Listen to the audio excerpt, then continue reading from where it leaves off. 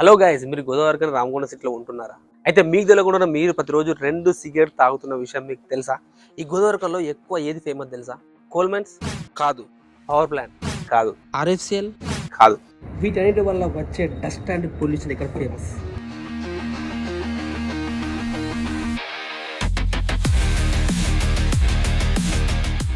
మీరు ఒకసారి Google open చేసి ఎయిర్ క్వాలిటీ ఇన్ గోదావరి కన్నా రామగుండం టైప్ చేసారు అనుకో, ఇక్కడ చూస్తే టుడే ఎయిర్ క్వాలిటీ 198గా ఉంది. అసలు ఎయిర్ క్వాలిటీ ఇండెక్స్ అనేది మనం చూద్దాం. ఇది 0 to 50 వరకు ఉన్నది అనుకో, ఇది గుడ్ కండిషన్ చెప్పేసి. 50 నుంచి 100 వరకు ఉంటుంది, అది మోడరేట్ అని చెప్పేసి. అదే 100 నుంచి 150 వరకు ఉంటే మాత్రం 150 గ్రూప్స్. అదే 151 ఎక్కువ ఉంటే మాత్రం దాని మోస్ట్ డేంజరస్ కండిషన్ అన్నమాట.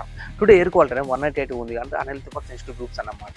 అంటే లంగ్స్ కానీ హార్ట్ సంబంధించిన డిసీజ్ ఉన్న వాళ్ళకు బ్రీతింగ్ చేసుకోవడం చాలా కష్టంగా ఉంటుంది ఇలాంటి కండిషన్లో ఉన్నప్పుడు. ఫ్రెండ్స్, మన ఇయర్లో PM 2.5 మరియు PM 10 ఉంటాయి. ఇవి ఏంటంటే మన వెంట్రుక కన్నా చిన్నగా ఉండే డస్ట్ పార్టికల్స్. ఇవి మన లంగ్స్లోకి వెళ్ళి క్యాన్సర్ రావడానికి మెయిన్ ముఖ్య కారణం వీటి వల్ల.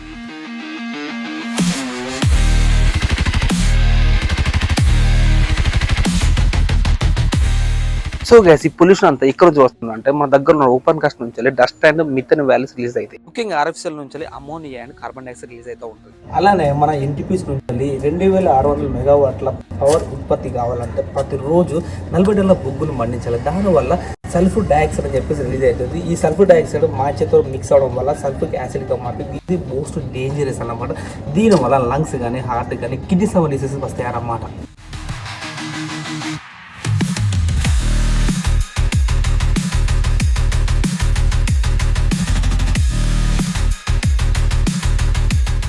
సో గైస్, ఈ 2020లో మన ఎయిర్ క్వాలిటీ అనేది 50 మాత్రమే ఉండేది, అంటే బాగుండేది. బట్ ఇప్పుడు మాత్రం ఎబో 100 ఉంటుంది. ఫ్యూచర్లో చాలా ఎక్కువ అయ్యే అవకాశం ఉంటుంది.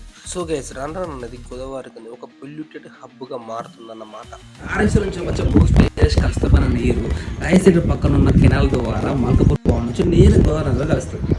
మన ఎన్టీపీస్ నుంచి వచ్చే యాష్ వాటర్ రామగుండం పవన్ నుంచి వెళ్ళి లింగపూర్ విలేజ్ కెనాల్ ద్వారా నేరుగా గోదావరి నదిలో కలుస్తాను. కలుషితమైన ఆర్ఎఫ్సిఎల్ వాటర్ వలన ఎన్టీపీస్ నుంచి వచ్చే యాష్ వాటర్ నేరుగా వెళ్ళి గోదావరి నదిలో కలవడం వల్ల కుందనపై ఉన్నటువంటి చాలా మందికి స్కిన్ మరియు క్యాన్సర్ సంబంధిత వ్యాధులకు గురవుతున్నారు.